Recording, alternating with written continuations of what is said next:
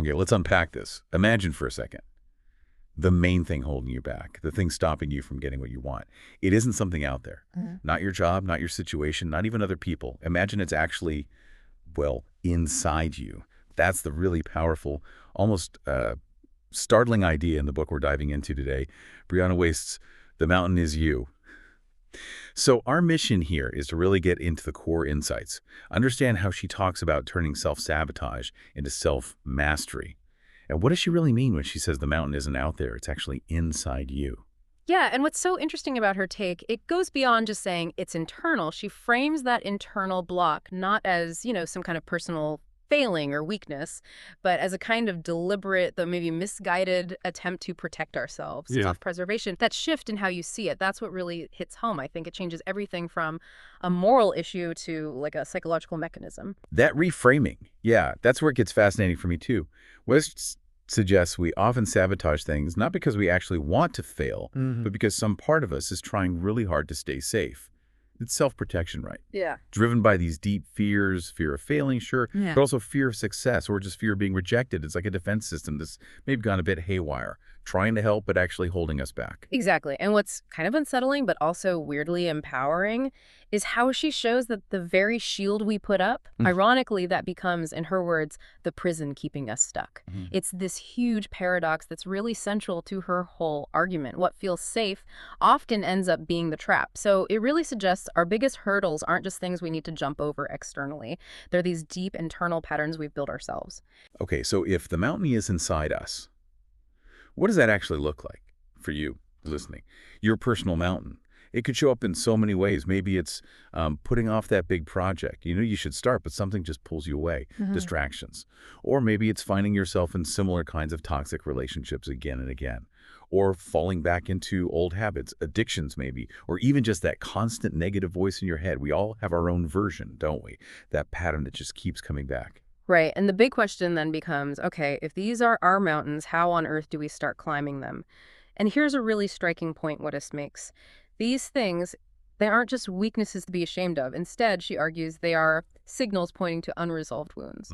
And when she talks about an unresolved wound, it's not just big T trauma necessarily. She links it specifically to these core beliefs or fears, often formed way back, that keep driving our automatic reactions, often totally unconsciously. So that signal, it's not just a symptom, it's like communication from a part of you that needs healing and needs attention. Wow, that completely changes the game, doesn't it? If it's a signal and trying to just power through it using brute force, that's not going to work, according to Flint. Anyway, so if we're not meant to just muscle our way past these patterns, what is the alternative she suggests? How do we actually transform them? Our whole focus is on awareness. Simple, but profound. It's about bringing those unconscious patterns, those hidden fears, out into the light. Not necessarily fighting them. She suggests that just by noticing your triggers, noticing those ingrained habits, noticing the voices in your head, you start to create this really crucial space, a separation. Wiest makes a clear distinction here, between what she calls the true self, which she sees as fundamentally whole and capable, like Davy, and the conditioned self, the one shaped by all the fears and past stuff. So the goal of awareness isn't fixing yourself because you're not broken. It's more like stripping away what isn't truly you to uncover what's always been there. It's a quiet process, really. Internal observation, recognition. And what's really compelling about that is this journey, climbing your own mountain, and also becomes this exercise in building emotional resilience. Wiest really emphasizes that every time you push through that discomfort, you're not just like white-knuckling it. You're actively building strength. But, for a lot of people, leaning into pain feels, well, wrong, counterintuitive. How does she suggest we bridge that gap, going from avoiding pain to leaning into it without it just feeling awful? Well, she's clear it's not about seeking out pain for its own sake. It's more about recognizing that the discomfort that comes with growth, that's often a signpost. It means you're stretching. She even offers ways to kind of differentiate between destructive pain, the kind we definitely should avoid, and that constructive discomfort of expanding, which is necessary. That growth, she says, fundamentally requires leaning into pain, not avoiding it. And there's this powerful line in the book, it really sums it up. Your new life will cost you your old one. This isn't just about changing a few habits on the surface. It's talking about a fundamental shift, a restructuring inside, letting go of the old familiar comfort zones to actually make space for something new. So ultimately, becoming your best self, the way the mountain is, you frames it, Yes. Paved with self-compassion, yes, but also consistent daily discipline and like radical inner honesty. But given how deep these patterns can run, how does Wiest address the sheer effort involved? Isn't there a risk of just getting exhausted, burning out if it's always an uphill climb? That's a really important point. And yeah, she acknowledges it's definitely a marathon, not a sprint.